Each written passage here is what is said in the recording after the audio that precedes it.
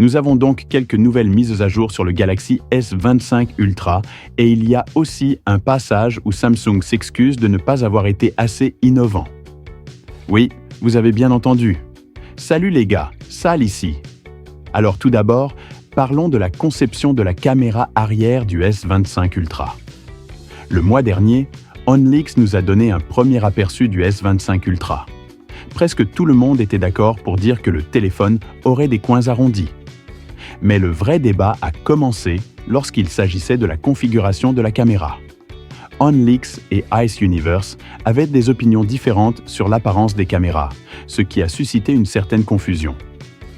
Eh bien, avançons rapidement jusqu'à maintenant et nous avons un peu plus de clarté. Des détails sur les anneaux de caméra ont fait surface et il semble qu'OnLeaks ait eu raison. Ice Universe a maintenant confirmé que les anneaux de caméra du S25 Ultra ressembleront beaucoup à ceux du Z Fold 6. Cependant, ils ne seront pas exactement les mêmes. Alors qu'est-ce que cela signifie? Les objectifs individuels de l'appareil photo auront des anneaux épais et sombres autour d'eux, tout comme nous l'avons vu sur le Z Fold 6. Découvrez cette configuration de caméra divulguée du Z Fold 6 Ultra ou de l'édition spéciale. Cela pourrait ressembler un peu à cela. Personnellement, je pense toujours que les anneaux de l'appareil photo du S24 Ultra sont plus beaux que ceux du Z Fold 6 et à en juger par la réponse de 11 000 personnes à ce sondage, on peut dire sans se tromper que je ne suis pas le seul à penser cela. Pendant maintenant le logiciel, le S25 Ultra sera le premier téléphone à être équipé de One UI 7, qui s'annonce comme la plus grande mise à jour logicielle de Samsung à ce jour. Et voici de bonnes nouvelles à ce sujet. Ice Universe affirme que la dernière version interne de One UI 7 fonctionne de manière super fluide. Samsung a également remanié plusieurs icônes d'interface utilisateur et d'application système, y compris l'icône de la galerie.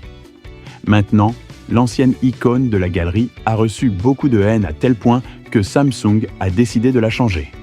Nous ne savons pas encore à quoi ressemblent les nouvelles icônes, mais c'est formidable de voir qu'ils écoutent les commentaires des utilisateurs.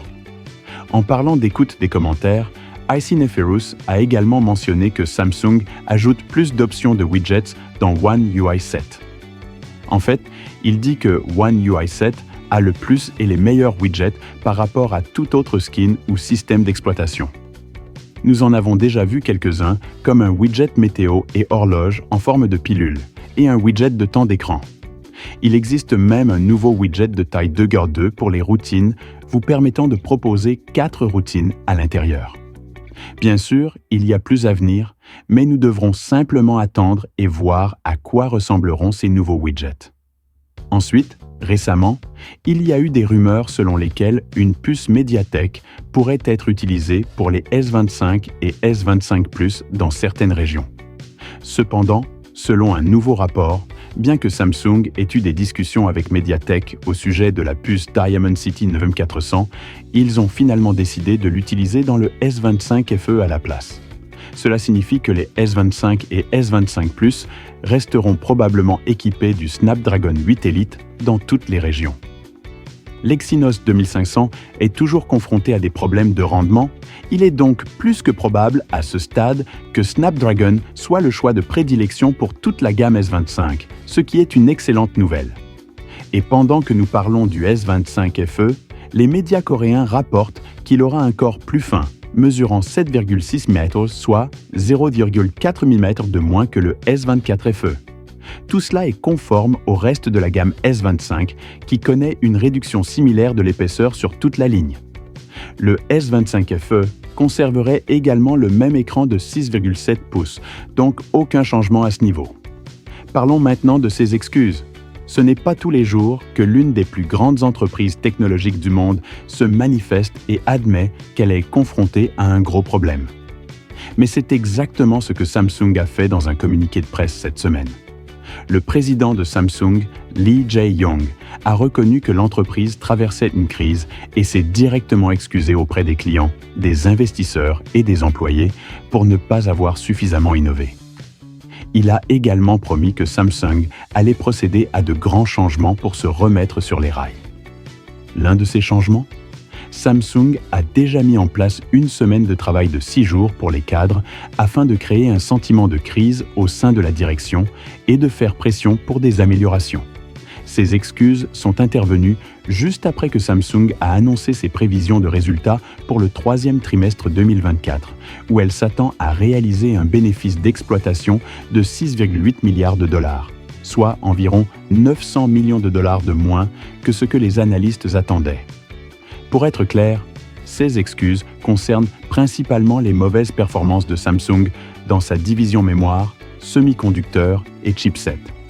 Cependant, ces divisions sont étroitement liées à l'activité smartphone de l'entreprise, de sorte que toute percée dans ces domaines aura forcément un effet positif sur les futurs téléphones Galaxy.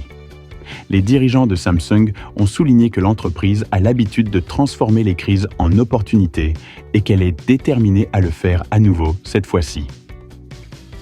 Comme je l'ai déjà dit, il est rare de voir une grande entreprise comme Samsung admettre une erreur et s'en excuser.